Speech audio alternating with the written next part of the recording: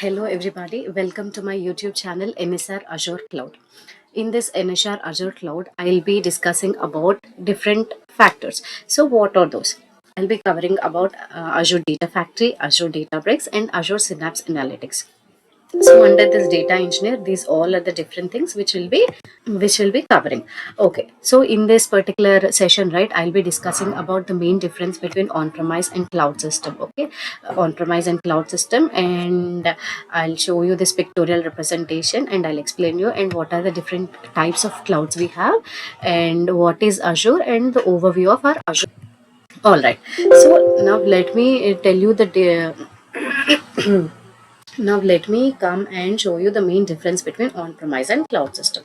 Okay, the main difference is, and by definition, on-premise system is nothing but if a particular storage or a software or a resource, if that particular software or a resource, if it is residing on the organization's IT infrastructure, then that will be called as on-premise system. Okay, if the particular software or a resource, if it is deployed in organization's IT infrastructure, that is an on-premise system. If that particular or software or a resource, if it is hosted on vendor server, and then that is called as a cloud. Okay, in this cloud, right, you will be able to access it via web browser. All right. Okay, so that is the main difference here. And one more thing, you can see here company, right? So in this company, just imagine that you are sitting in your ODC, and what are the different things which are present in our ODC? We'll be having CPUs will be there, softwares would be there, hardwares would be there, like physical machines would be there, be it a laptop or a desktop or servers or hardware is nothing but infrastructure, and servers will also be present, right? So imagine that all are clubbed into a component called as IT department. Okay, so our particular IT department would be there, and if you want to access any particular software, right, that software needs to be installed on your particular laptop or desktop. Okay, so if it is installed only, you will be able to access that particular software. That is an on-premise system. Whereas in cloud system, you will be directly sitting in your company and you'll have access to that particular cloud. Okay, so here what you'll be doing, you'll just open your laptop and connect to that particular cloud based URL. Okay, so you're just connecting to that URL. Okay, there is another difference between on-premise and cloud system. So coming to this on-premise system, another component is cost.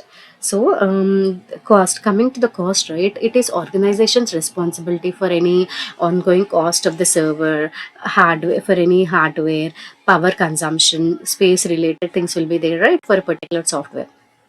So it is whole and sole responsibility of that particular organization which is procuring that particular software from a third party vendor. Okay, it is organization's responsibility. That is an on-premise system. Whereas in cloud, right, what happens in cloud, you will be only paying for that particular resources. Okay, if you are using a particular software, be it an SQL software or any other software or some storage, so you'll be only paying for that particular resource used. Okay, so in this cloud, right, will not be having any maintenance cost. Okay, the price will only vary, the price would get increased or decreased as per our usage. Okay, all right. Then another important thing between on-premise and cloud is control. So who will be having control in on-premise system? Since that particular server, server or a software is installed on a organization's network, right? So organization will have full control of that data. So organization will have full control of data, and privacy also will be there. So everything, not only data, be it privacy or everything, security, organization will be having full control. But coming to cloud, data and encryption is with a third party provider. Okay, so if there is any unexpected thing which happens in future, then what happens, then downtime will be there. Okay, then downtime will be there, and nobody will be able to access any kind of data at that particular time, right? So that is a major drawback with this cloud system. All right. So let me brief you out with another example. So in this on-premise, right? Let us assume that example is this food prepared in house. Okay. So if you want to prepare a particular dish in your house, what are you supposed to do? You need all the ingredients related to that particular dish, right? And along with the ingredient, you'll have to have this cylinder should be there, gas stove should be there. If that dish is having any dairy products, if it is dealing with any dairy products, then we'll be needing machinery like cold storages or our refrigerators. So if all these things are available, only then we can go ahead and prepare our food, right? Prepare our own dish. That is the case with on-premise system. Whereas in cloud system, what happens, you can directly assume that you can go to a particular restaurant of your choice, and or from that restaurant you can just go through that menu and you can order that particular dish of your choice, and then only pay for that particular dish which you have used, which you have eaten. Okay, so that is the main thing here. So this is the main difference. Food prepared in our house would be a example of on-premise system, and food ordered from a restaurant would be the example for cloud system. Okay. In the one more thing is, whenever you are going to choose any cloud-based service, right, be it a storage or a resource, you will not be paying full cost. Okay, unlike this on-premise system, wherein you will be, your company would be procuring that particular software and it will pay in full, right? So that will not be the case with cloud. What happens is you will be only paying, we will be calling it as pay as you go. Okay, pay as you go is something like you'll be only paying for that particular usage, cost to be paid only as per that particular usage. If you use it, you'll pay it, or else you'll not pay it. So that is the main major important topic. Okay. All right.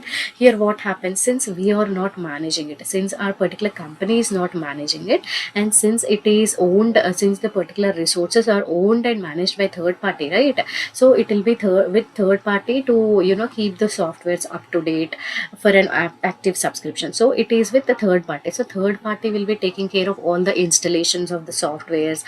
If there are any upgradations, updates, patches, versioning, right? Those all things will be taken care by cloud, that is that particular third party vendor.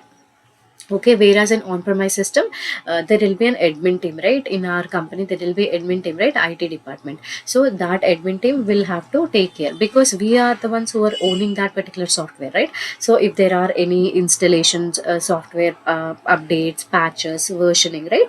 So our IT department or admin team will have to look at that.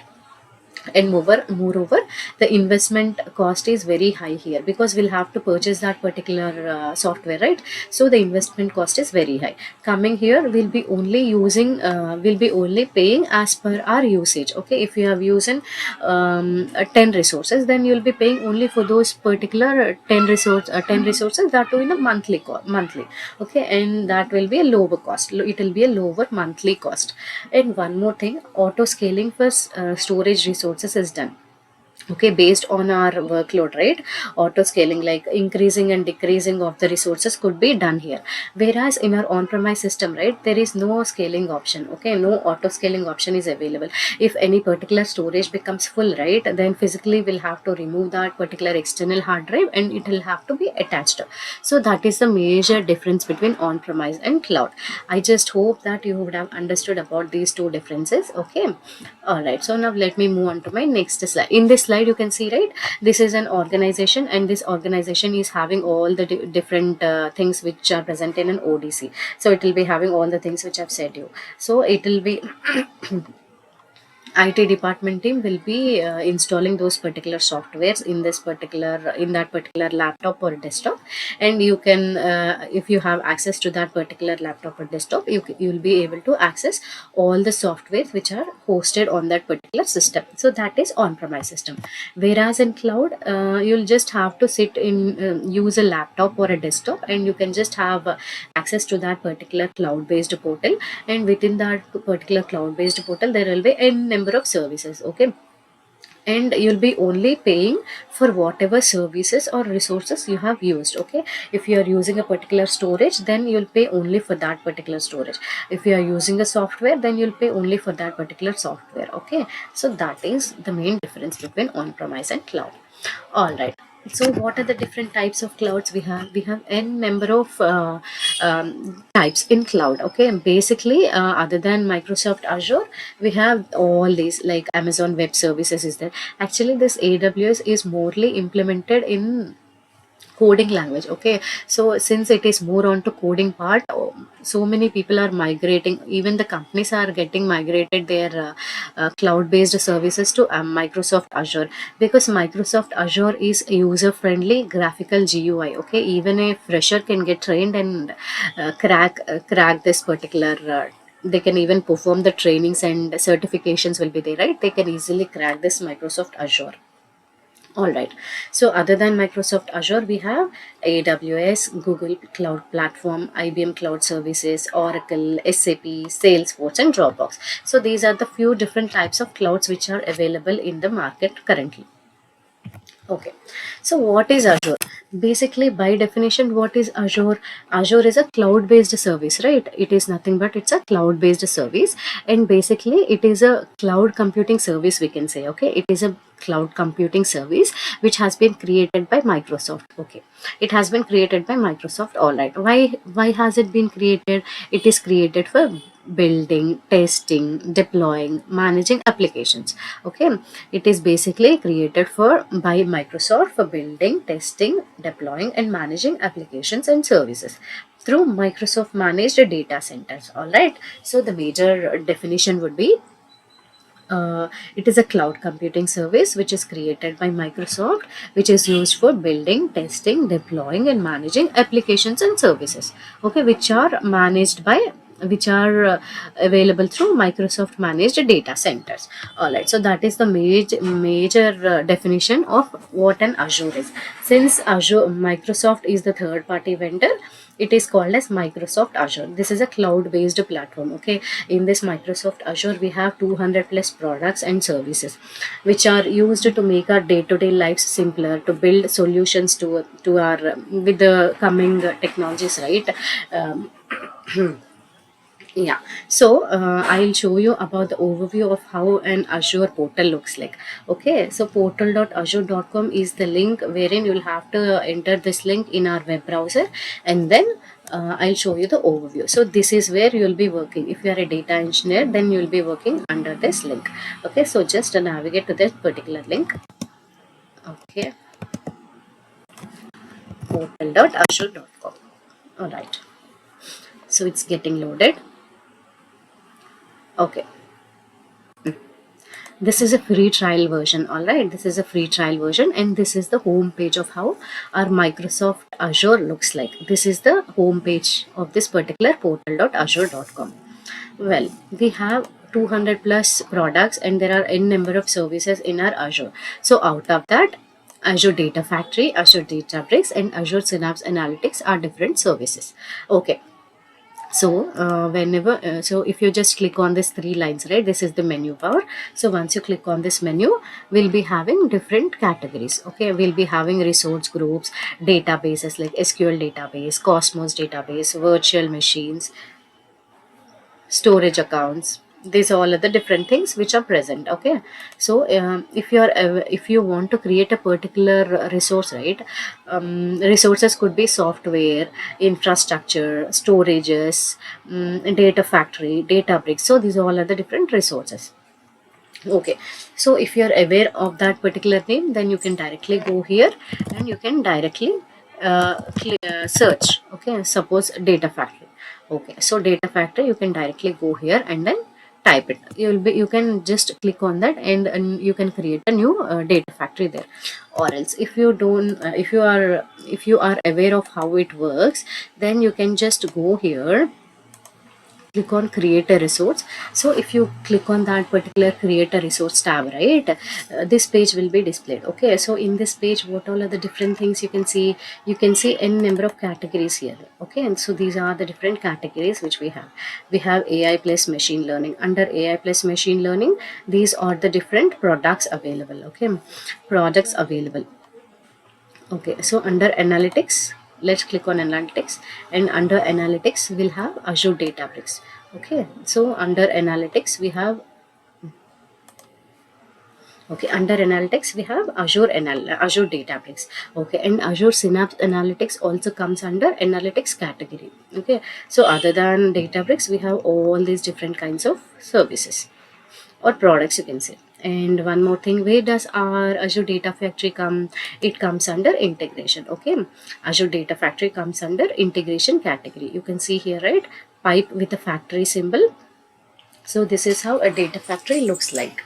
All right, so that is one thing. And other than that, we have logic apps also in this integration. Okay, logic apps is also a very good concept. And we have Delboomi Atom. Delboomi, it is a middleware. Okay, it is a cloud based middleware. And coming to, so these all are the different categories which we have: Internet of Things, IT and management, migration. Okay, so these all are the different things which we have under migration. All right, monitoring and diagnosis, networking. Okay, so you can just go through all these. Security, security, this is security, storage, web. Okay, web we'll be having API management, app services, web apps, function apps. Okay, function apps is something wherein we'll be writing small part of code, so mostly people will not be using that. Okay, so do not worry about that now.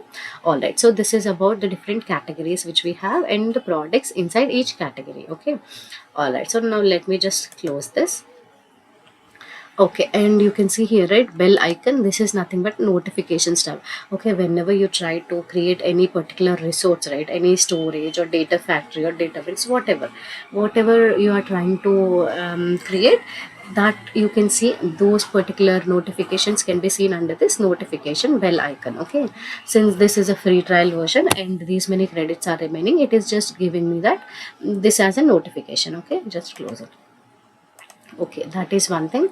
And coming to the settings bar, right, we have portal settings, how this portal look and feel should look like, how that GUI should look like. So you can here, this is nothing but a directory express subscription. So in this we'll be having what is the directory name, what is the domain. So this is a free trial version, right? So I have taken a mail ID, and based on that I've created this account. So this is the domain name and this is the directory ID. All right, so coming to appearance plus startup views. So this is something like this is the look and feel of how you want to, how you want your Azure portal to look like. If you want to change the view, right, then you can just click here and apply. See, the look and feel changed, right? So if you want to go back, then you can always go back. So it has been changed, right? So that is why you can choose whatever appropriate thing you want, right? You want it to appear in these different formats, you can use whatever option you want. Okay, and just click on apply. That particular theme would be applied. Okay, coming to this language and region, we have different kinds of languages in this portal, so you can choose your appropriate language as per your thing. Okay, all right, and these are the different regional formats. Okay, in English we'll be having different kinds of formats, right? Like Australian English would be there, UK English would be there, US English would be there. So based on your comfort level, you can choose anything. You can choose your language and regional format. All right, no, this is the email ID and these are sign out notifications. Okay, so these all are the different things which will be present in our Azure. So this is just an overview of how Azure portal looks like. So in this video I have shown you these all concepts, right? In my next videos I'll be covering scenario based project related scenarios on data factory, Databricks, Synapse Analytics, and storages. So I'll be covering all these different topics. So please stay tuned to my YouTube channel. Have a good day, guys. Bye. See you.